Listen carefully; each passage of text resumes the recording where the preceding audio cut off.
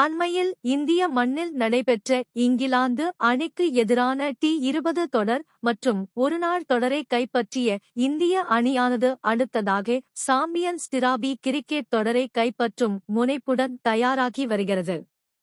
ரோஹித் சர்மா தலைமையிலான இந்திய அணி ஏற்கனவே துபாய் சென்று பயிற்சியில் ஈடுபட்டு வரும் வேளையில் நாளை பிப்ரவரி 20ஆம் தேதி இந்திய அணி தங்களது முதல் லீக் போட்டியில் விளையாட இருக்கிறது. அந்த வகையில் பிப்ரவரி 20ஆம் தேதி ரோஹித் சர்மா தலைமையிலான இந்திய அணி தங்களது முதலாவது ஆட்டத்தில் வங்கதேச அணியை எதிர்த்து துபாய் இன்டர்நேஷனல் மைதானத்தில் விளையாட இருக்கிறது.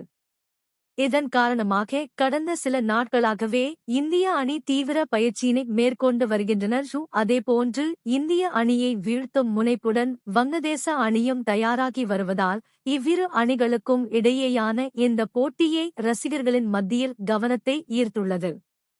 ஏற்கனவே கடந்த முறை இந்திய அணியை அவர்களது சொந்த மண்ணில் ஒருநாள் தொடரில் வீழ்த்திய வங்கதேச அணியானது இம்முறை சாம்பியன்ஸ் டிராபி தொடரிலும் இந்திய அணியை வீழ்த்தும் என அந்த அணியின் கேப்டன் நஜ்முல் ஷாண்டோ நம்பிக்கை தெரிவித்துள்ளார்.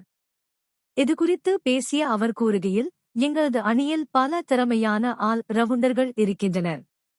அது மட்டும் இன்றி தற்போதைய எங்களது அணியில் அனைத்து வீரர்களும் சரி சமமான பலத்துடன் உள்ளதால் எங்களுடைய நாளில் எந்த அணியையும் வீழ்த்தும் திறமை எங்களிடம் உள்ளது.